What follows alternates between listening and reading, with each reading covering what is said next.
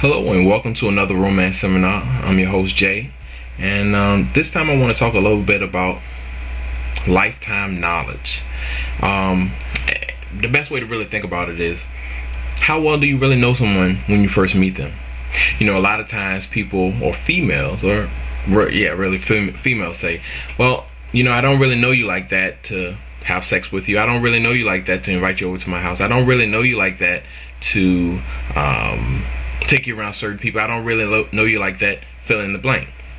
And I'm thinking to myself, well, what goes off in your mind that says, hey, I know who you are and I know what you can offer, and do you go get a drug test? Do you go do a background check? Do you go do a STD test together? Do you go do these different things? And then after that point of getting all these test results back and all these finalization of these assessments are all brought in, then do you say to yourself, I know you enough now to bring you into that? But nope, it boils down to comfort. How comfortable are you around an individual? I was watching College Hill on BET the other day, and I really don't like College Hill, but I was watching it and I thought to myself, when you put humans in a situation where they're going to be close to each other for an extended period of time, they develop feelings. Isn't that the oddest thing? If you've ever been to summer camp, or if you ever went to a job training seminar and you're single and there are other single people there, everybody just kind of congregates together that's single or just wants to dabble around, and they start to develop quote unquote feelings for each other. What's that all about? Well, here's my statement, and a lot of you may not agree with it, but I just want to know what you think.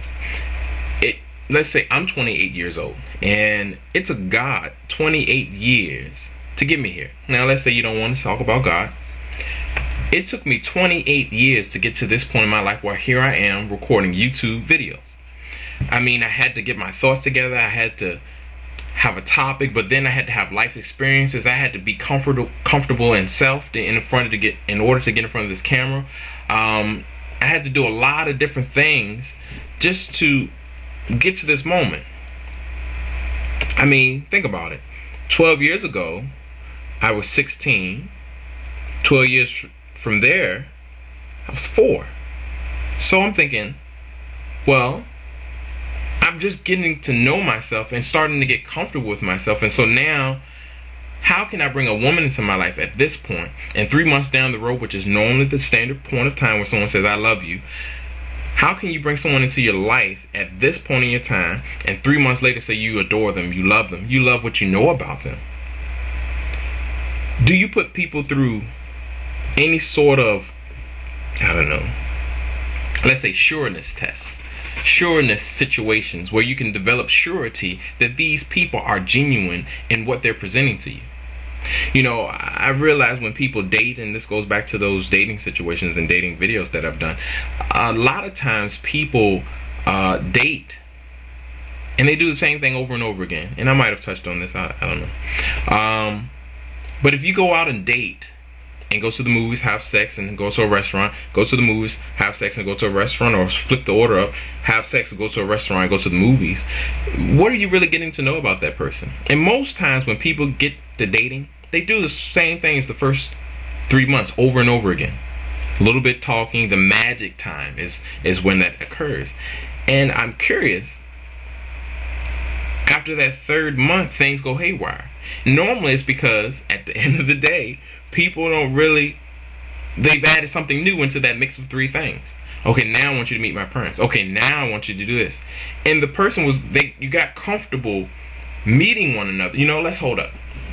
I was just in a situation, well, not just in a situation, where I was talking to this young lady, and I was being dead honest and saying, this is who I am. There's no representative. You're meeting the manager, you're meeting Jay, and we're ready to move forward. And she wasn't listening. She wasn't hearing me. And as time went on, she started to see that I was the genuine guy that she met on day 1. But then the person that I had been interacting with was just her representative. So then when she decided to let me see the real her, which wasn't the representative, which I thought I was seeing the real her 3 months ago, I didn't like the person I was seeing. So then I was like, oh, wait a minute. No, we got to go back to who you were. Who are you? In the sense, well, when she put the representative away and put her real self out. I wasn't floored. Yes, I was floored. I was appalled, and I was like, no, this ain't gonna work. Super touchy, super whatever. It just a clash of personalities. And the person I thought I was getting to know wasn't that person, which is also a prelude to this video. So if you're any age, how can you say, if you're 20 years old, how can you say someone appreciates who you are within 3 months of getting to know you? Going back to the video where I was talking about seasons. If you get to know somebody that in the football season, and they're all about sports and things, so you guys have a great time. Then in the summer season, they're about, another sport, and then about the fall season. Date people in all the seasons so you can get a great idea of who they are. Don't fall victim to saying, well, I'm going to be alone and I want to date you exclusively. Give yourself the ability, even if the person sounds good. How many times has someone sounded good in your life and now you're still alone? How many times must you learn that trial by fire is going to leave you burnt, crispy, and alone? So, to summate this whole video, how do you know when you're comfortable? Is there something that goes on your mind and says, okay, I'll open my legs up to this person, or I'll put this penis in this person, or I'll show this person where I live, and I'll do this. But then, how many women have been abused? How many women have been raped? How many guys have been led astray? How many gold diggers have you found? How many? You gotta set something up in your mind to let you know, hey, this is the standard at which I'm going to maintain. No matter if I'm lonely, no matter if I'm tired, no matter if I'm horny, no matter whatever. I am in control of myself.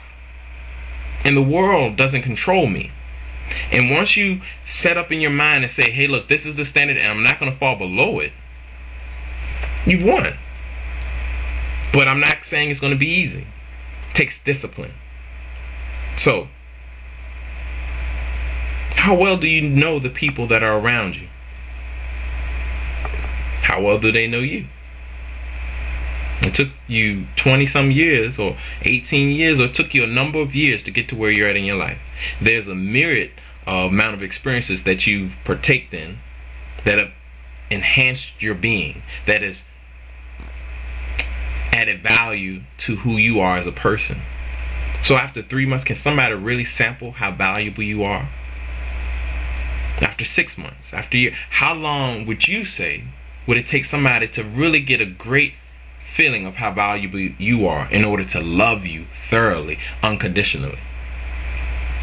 How long? And then you can stop being led astray by people saying they love what they know about you, because they don't really know you.